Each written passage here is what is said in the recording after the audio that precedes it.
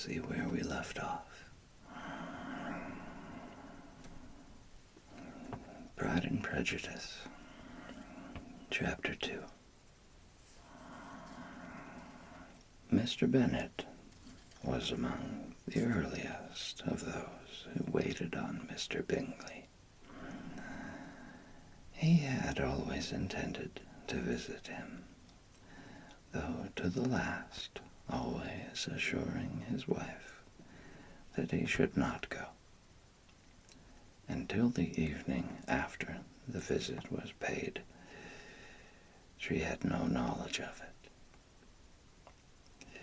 It was then disclosed in the following manner. Observing his second daughter employed in trimming a hat, he suddenly addressed her with, "I hope Mr. Bingley will like it, Lizzie." "We are not in a way to know what Mr. Bingley likes," said her mother resentfully, "since we are not to visit." "But you forget, Mamma," said Elizabeth, "that we shall meet him at the assemblies, and that Mrs. Long has promised to introduce him." "I do not believe Mrs. Long will do any such thing. She has 2 nieces of her own. She is a selfish, hypocritical woman, and I have no opinion of her." "No more have I," said Mr. Bennet, "and I am glad to find that you do not depend on her serving you." Mrs. Bennet deigned not to make any reply, but unable to contain herself, began scolding one of her daughters. "Don't keep coughing so, Kitty, for heaven's sake.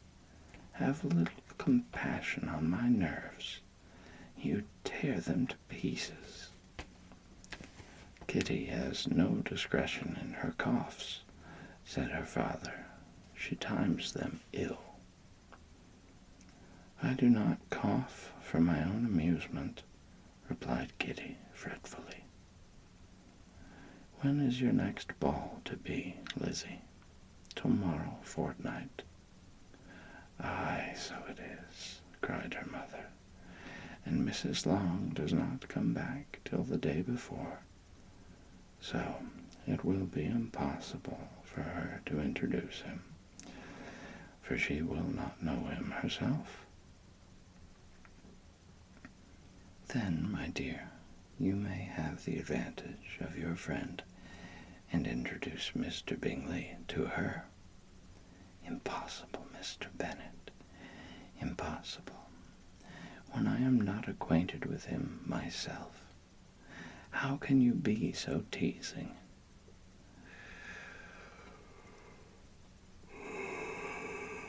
"I honor your circumspection. A fortnight's acquaintance is certainly very little. One cannot know what a man really is by the end of a fortnight. But if we do not venture, somebody else will. And after all, Mrs. Long and her nieces must stand their chance, and therefore, as she will think it an act of kindness if you decline the office, I will take it on myself." The girls stared at their father. Mrs. Bennet said only, "Nonsense, nonsense." "What can be the meaning of that emphatic exclamation?" cried he. "Do you consider the forms of introduction, and the stress that is laid on them, as nonsense? I cannot quite agree with you there. What say you, Mary? For you are a young lady of deep reflection, I know, and read great books, and make extracts." Mary wished to say something very sensible, but knew not how. While Mary is adjusting her ideas, he continued, let us return to Mr. Bingley. I am sick of Mr. Bingley, cried his wife. I am sorry to hear that. But why did not you tell me so before? If I had known as much this morning, I certainly would not have called on him. It is very unlucky, but as I have actually paid the visit, we cannot escape the acquaintance now. The astonishment of the ladies was just what he wished.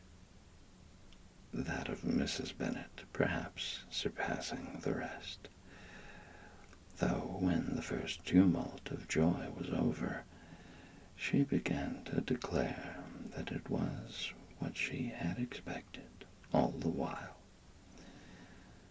How good it was in you, my dear Mr. Bennet, but I knew I should persuade you at last.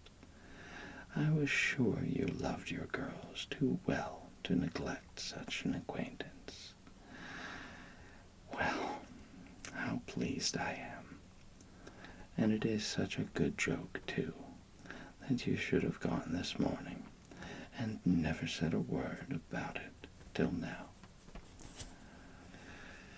Now, Kitty, you may cough as much as you choose, said Mr. Bennet, and as he spoke he left the room, fatigued with the raptures of his wife. What an excellent father you have, girls, said she, when the door was shut.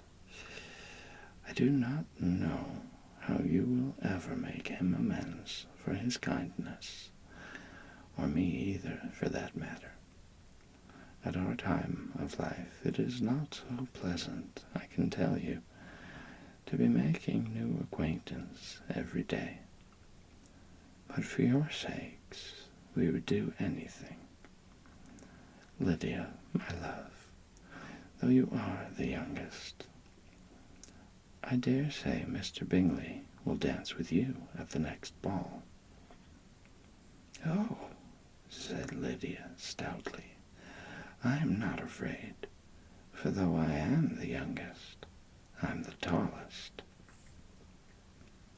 The rest of the evening was spent in conjecturing how soon he would return Mr. Bennet's visit, and determining when they should ask him to dinner.